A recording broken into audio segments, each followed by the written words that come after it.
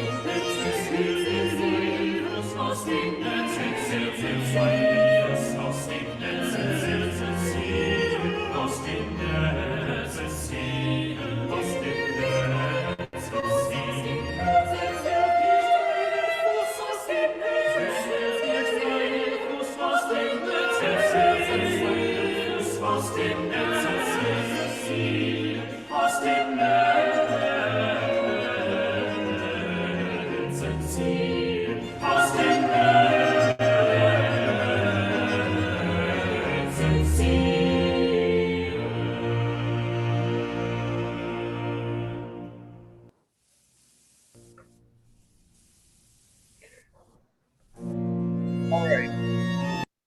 We will put that whole thing, it is a much longer piece, Bach's BWV 150, done by Voces 8, and we will put that into Facebook so you can see And it. can you tell us what they're singing?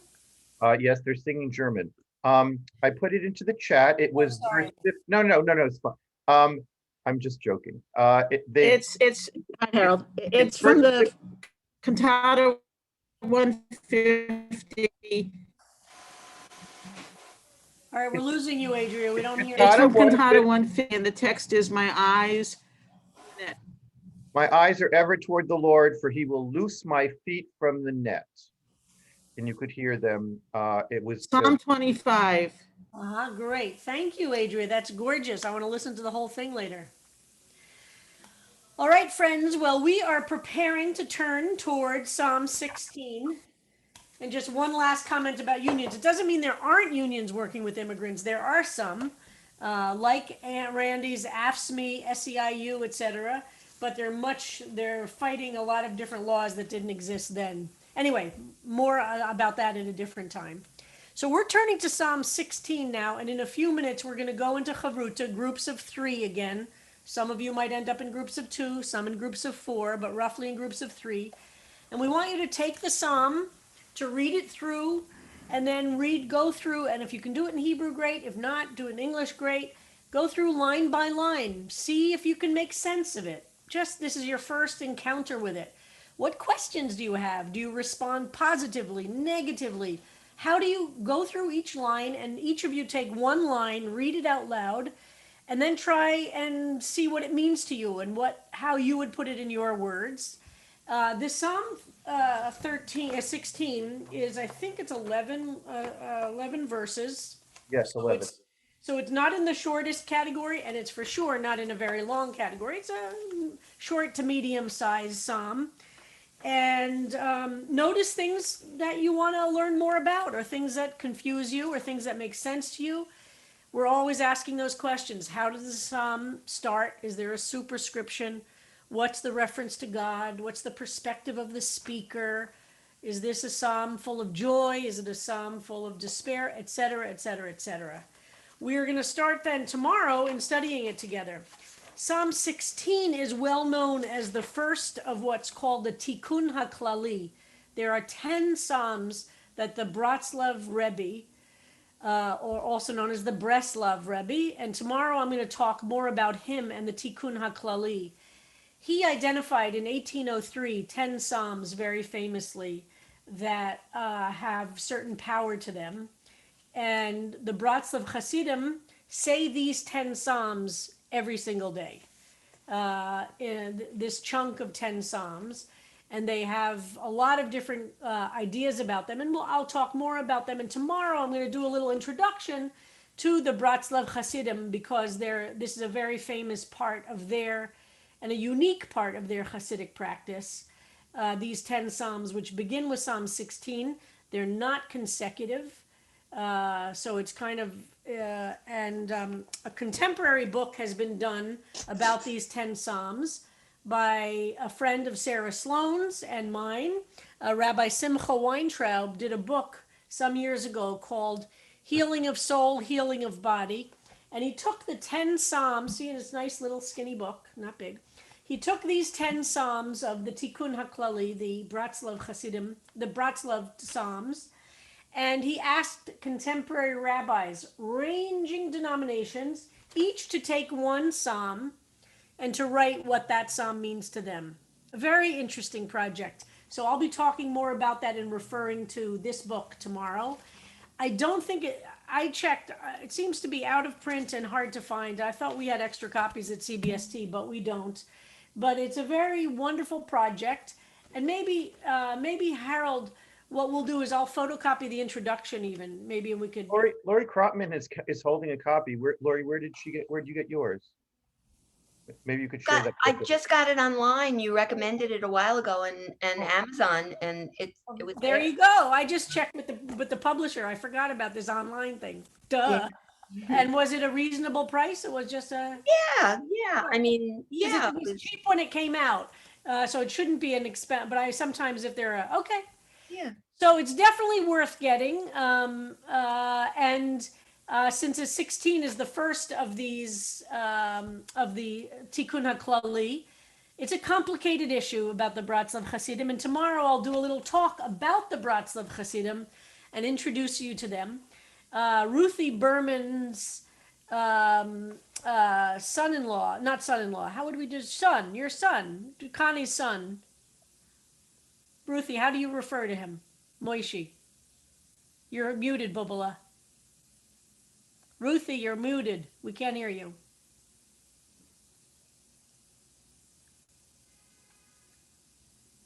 Okay. Connie's son, Ruthie, can you unmute yourself? No. We're having some problems with the issues. Anyway, he is abroad. Oh, there you are. Ruthie, you want to talk about Moishi? Can you speak? We can't hear you. No. Okay, maybe later. We'll try and get Ruthie back. We can't hear you, Ruthie. Sorry. She's muted. I know, but she unmuted and we couldn't hear her. Okay. Okay. Anyway, so tomorrow I will talk more about the Bratslav Hasidim and introduce you to them and explain more about this. But today we enter into Psalm 16, and I'm eager to hear how it goes for you. So we're going to divide, Tasha's going to divide us up into groups of 3-ish. And then we'll for about 20, 25 minutes, and then we'll come back together. Okay, everybody? All right, see you soon. Tasha will start dividing.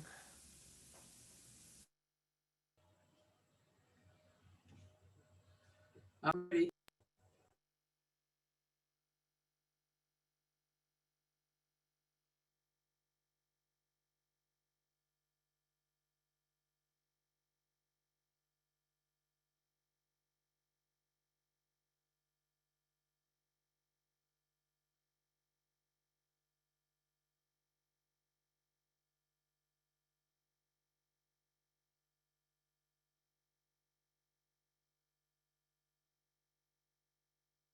did Chavruta go today? Maybe we Fabulous. could have one person from each group just give a quick report how it went, and if one person from each group could just speak briefly so we could just hear from you. Sarah Sloan has her hand up. Yes, use electronic hands, folks. Yeah, I was with Julie Rayner and Gloria Levinson, and it was nice to get to meet people. I remembered that part of the instructions. Yeah, sorry, I forgot to say that, but yeah. And we basically thought this was a positive psalm and looked up some of the words that didn't seem so positive, but it was a positive experience being in Chavrusa. Great. Linda And if Solomon. there are any specific questions, if you want to throw some out, that's good too, but we'll start digging in tomorrow, and I want you to bring back the things from the Chavruta, but I just want to hear from folks. Linda Solomon. Hi, I was with Sherry Gillis and Cole Goodstein, and we talked about, we looked at each of the lines and we decided what the basic meaning of each line was. And then we decided that the majority of the poem, the crux of the poem was in line 5. Was in line 5, All right. So Great. that was it. Hila Snyder.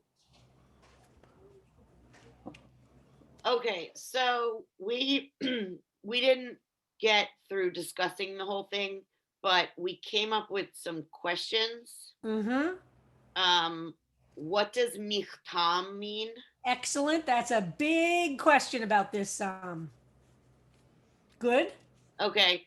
And then You're in good company of thousands of years of rabbis asking that question. So that's a very important question. What does michtam mean? Good. Okay.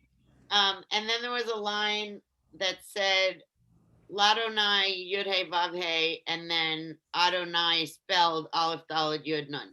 So we were trying to figure out why it was 2 in a row spelled 2 different ways, because Good we had question. never seen Adonai spelled like spelled out. Excellent question. When we get to that line, remember the question. Good. Donna Gray.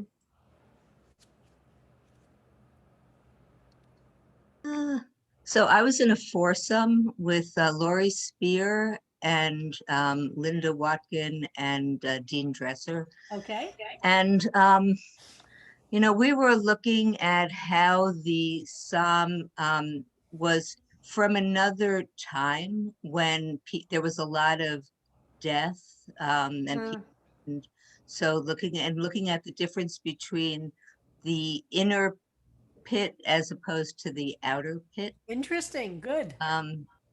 And how I guess that about sums it up. We also asked about that word that Michtam. Yep. said, Michtam. It's a big question. Good.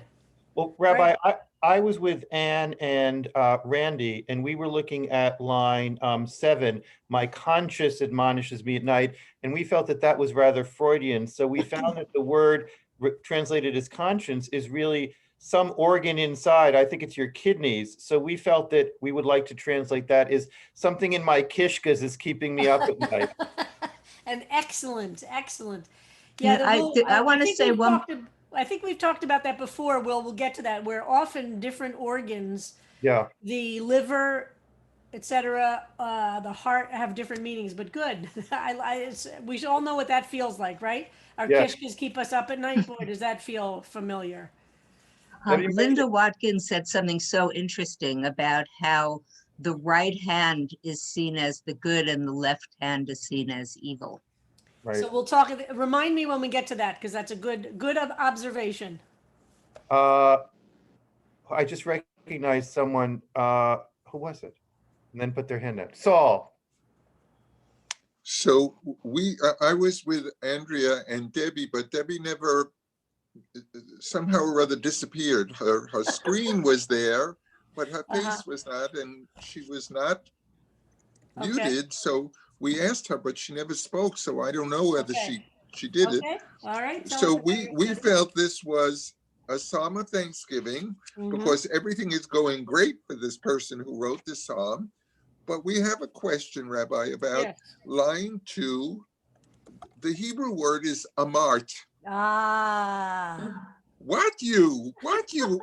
Who is this you? Everything else is I. Yep. Excellent point. And amart is in the feminine or the masculine. It's feminine. Yeah, so it's a kind of a confusing word there in many different ways. Good point. Good observation. Yeah. Oh, I have to wait till tomorrow, huh? Well, I doubt we'll even get that far tomorrow, but yes. And there's, Okay. again, remember, there's going to be a lot of things that are kind of what we say in the Gemara language, teku. There's some mysteries that we can try and understand, but then, and they might be as simple as a scribal error. I hate to break it to you, or there might be deeper meaning. But the grammar in this psalm has a bunch of, there are several different very kind of unusual or not so clear things in the Hebrew. Shep. Oh, okay. I was with Barbara Brindel and Sasha. So Sasha actually looked up Michtam, and it seems like it means a memorial. So we were thinking this might be a psalm that was not actually sung but spoken.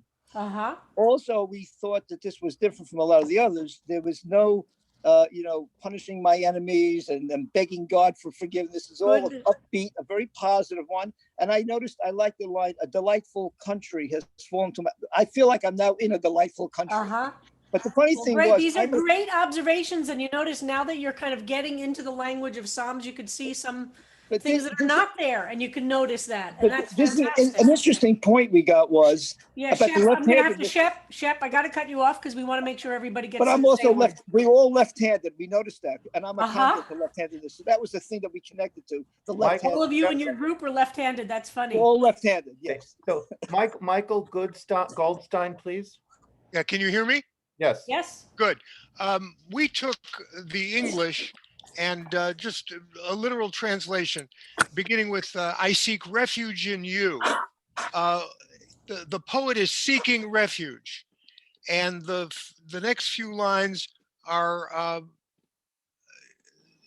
saying that there's none above you, and that when we finally get to line 5, there's a solution. The Lord is my allotted share and portion. You control my fate. Mhm. The poet is saying that whether Adonai gives him the faith or whether he chooses to have it. We had a big debate about that. This is the turning point in the psalm, is that you control my fate. The poet is Great. acknowledging All right, God. Michael, I'm going to cut you off. I want to make sure every group gets a chance to say something. We're not doing an exhaustive study right now. We'll get to it. Rabbi, So save those thoughts. we're almost at time, and we Okay. might have people want to make a note as to what they were going to say, because I think we only have time for one more, and then will it be at 10:45? Unless you want to keep on going, you the boss. Let's try and have every group just say something, but just Okay. briefly, okay? Let's Sherry, just hear quickly. from everybody. Sherry or Simon?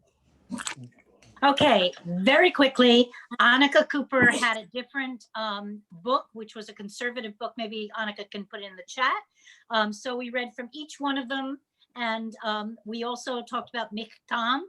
And at the end, we talked about the word shaken, which is also in 15 Yes, and 15. yes. And we looked up the words. The words are the same, but in Annika's it said falter, not shaken. And then there was obviously in between 3 and 4 in Safaria, it leaves, it leaves it off. And whereas in hers, Okay. Safaria doesn't leave it off. It's Okay, great. clean. Yeah, Okay. so I'm sorry to have to make everybody be brief, but I appreciate that, and hold all these insights and thoughts as we move through the psalm, bring them up. I just want to hear a word from each group. Lisa Brown.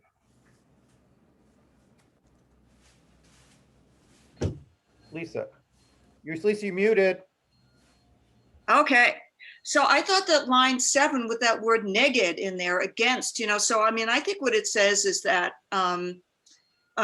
God makes me confront myself. So to me, this makes this an ethical psalm.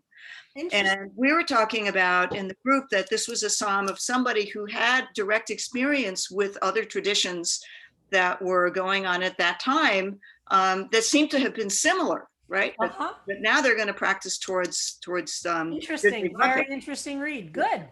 Lori Krotman. I was with Lori Siegel and Jack and Cindy, and we felt that the writer was in a pretty good place with him or herself. But we also talked about line 4, the bloody libations, and we had a discussion about whether we were good or bad people if we wished Donald Trump was dead. So Good. That's an that was a important- hard that's one for us. Yep, it's a hard one. Good. That's a deep thing to contemplate and important to. Sarah Siegel. I was with Sarah Sills and Kenneth Carpel, and we were intrigued by line 6 about my conscience at night. And it reminded Sarah of a High Holiday prayer. She couldn't remember the precise pattern of it, but it also reminded me of this in Mariv. Remind us that if we are to be at peace at night, we must take heed of how we live by day. Yeah. Dr. Yael Bat-Chava. So I just saw what you posted, Harold, the words on line 8, Shiviti Adonai lenegdi tamid. They're so famous. I thought they were in our sanctuary's ark, and I just looked at photos and didn't find them, but Harold There are is many sanctuaries. Many sanctuaries have that that part of the verse above the ark. Absolutely right, Yael. We have it on the traveling ark that we use for the high holidays. Yes, we actually, that's right. We have it. Oh my God, Harold, you're right. For high holidays, we have it. You're right. Because I've sat there many a four words came. And now it's, yeah. Rafaela. Rafaela. I was going to say, some people wrote in the chat of what Matsuda defines miktam. You know, let's hold off on those specific things. You're Okay. right. A lot of people try and translate it, and we'll discuss those details. Okay. Let's try and stay away from specific, because as we go through the psalm, we'll go dig in, and I'll be eager to hear what your everybody tries to translate it. I was with Sherry and Debbie Metric, and we talked about our conscience admonishes us at night, and Beautiful. thinking of this in the times that it was written, not through our 21st century thought. That was just a couple of things. Debbie Metric. Okay, yes, I was with Rafaela and Debbie and Shari from Israel, and Saul, I don't know what happened to me. I couldn't be in two places at one point, but anyway, we talked about, as Rafaela said, I mean, it seemed to be, high praise for the Lord, and then that line when we get to 4 of, as to anyone else who doesn't believe the way we do, death to them. It was like, seemed so drastic. And then Debbie made a really good point that, again, thinking about it in their times, it wasn't necessarily a thing of discrimination, but more perhaps a thing of survival, because there was so much, they were in so much way of harm. Yeah. And then even though it was talking so favorably, and I'm guided by the Lord and all this, that line also that about my conscience admonishes me at night, it sort of, said, well, I really do need the Lord, because by myself, I may not be following the straight and narrow. Good point. So folks, I realize we have so much to say, and unfortunately, I think we're going to have to cut it off from here, but I want people to remember what you're saying. And I think you all should consider this, if you don't already do it, to have a Psalms notebook that you have open. You jot things during classes, you keep your writings in it. I have a file that I put in I have a file, and as I'm thinking about things, I write stuff down. Because we're now going to spend the next bunch of days studying this psalm in depth, and all of these pieces that you've brought up, I want to hear again and again as we dig deeper and deeper. And it's good to remember what you thought of the psalm when we began today, and where you'll be with the psalm next week as we move through it. But these are great questions. It's a very special psalm. They're all my favorite children, of course. And I look forward to diving deep. Tomorrow, I'm going to start by talking about the Bratslav Hasidim, though. I'm going to do a little introduction to them as a way, and then we'll start diving deep into it. Now, Adria had left us one more thing for play out for those who want to stay. It's another version of this Bach 150 from Psalm 25. At night. Want to stay, and we'll see everyone else tomorrow. Great. See you tomorrow, everybody. Okay. My intellect, my emotions, my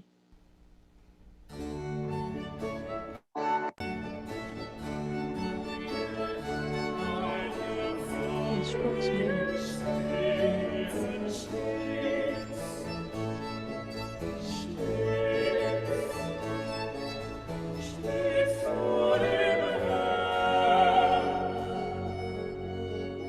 Teaches me.